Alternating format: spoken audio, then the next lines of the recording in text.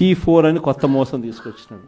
ఆశ్చర్యకరం ఏంటంటే P4 విధానం అంటే ఏంటంటే సమాజంలో ఉన్న 20% పేదవాళ్ళ బాగోగులన్నింటినీ 10% సంపన్నులకు అప్పగిస్తారట. టాప్ 10% గుర్తిస్తాం, బాటం 20% గుర్తించి ఇద్దరిని కూడా ప్లాట్ఫామ్ మీద తీసుకొచ్చి కార్యక్రమాన్ని స్టార్ట్ చేసి ఎప్పటికప్పుడు మానిటర్ చేసి ఇది జయప్రదం చేస్తాం. అసలు ఈ మనిషి ఏం మాట్లాడుతున్నాడో నాకే అర్థం కాల. రోజు చెప్పిన తర్వాత అసలు రాష్ట్రంలో ఎన్ని వైట్ కార్డ్స్ ఉన్నాయో చంద్రబాబుకి తెలుసా అని అడుగుతాను. వైట్ కార్డ్ అంటే ఏంది? తెల్ల బియ్యం కార్డు అంటే ఏంది? బిలో పవర్టీ లైన్ అని, అంటే దారిద్ర్య రేఖకు దిగువన ఉన్న వాళ్ళు అనేది కదా దాని అర్థము.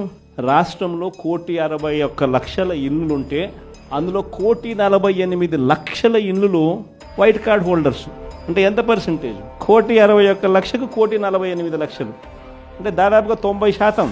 దాదాపు 90% రాష్ట్రంలో ఉన్న ఇల్లులు ప్రజలు దారిద్ర్య రేఖకు దిగువన ఉన్నవాళ్ళు. మరి 90% మంది దిగువన ఉంటే ఈ పెద్ద మనిషి ఇంకోటి అడుగుతా పోనీ, అసలు రాష్ట్రంలో ఎంతమంది ఇన్కమ్ ట్యాక్స్లు కడతా ఉన్నారు? అదన్నా ఈ పెద్ద మనిషి చంద్రబాబు నాయుడు తెలుసా అని అడుగుతా ఉన్నాను. ఎందుకంటే ఇన్కమ్ ట్యాక్స్లు కట్టేది కేవలం 8,60,000 మంది మాత్రమే ఇన్కమ్ ట్యాక్స్లు కడుతున్నారు. మొత్తం మీద 25 లక్షల మంది ఇన్కమ్ ట్యాక్స్లు ఫైల్ చేస్తూ ఉన్నారు.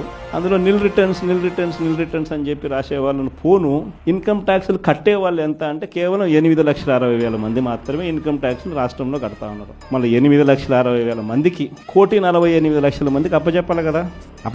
మంచిగా అదే ఆయన చెప్పి P4 అంటే కూడా అక్కడ కూడా మళ్ళీ మోసమే. కేవలం 20% అంటాడు, ఆడ మోసమే.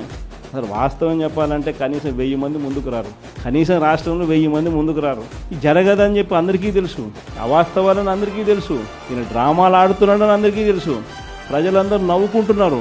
ఈయన మాట్లాడేటప్పుడు ఏకంగా మీటింగ్లో నుంచి మనుషులు కూడా వెళ్ళిపోతా ఉన్నారు. ఇంత అబద్ధాలు చెప్పాకయ్యా, ఇంత మోసం చేయకయ్యా అని చెప్పి. ఇప్పుడు వచ్చారు, సగం మంది వెళ్ళిపోయారు. ఎన్ని రేషన్ కార్డులు ఉన్నాయో తెలియదు, వైట్ రేషన్ కార్డుకి అర్థం ఏమిటో తెలియదు, ఎంతమంది రాష్ట్రంలో ఇన్కమ్ ట్యాక్స్లు కడతా ఉన్నారో కూడా తెలియదు. అనడం కూడా తప్పు. తెలుసు కానీ మోసం.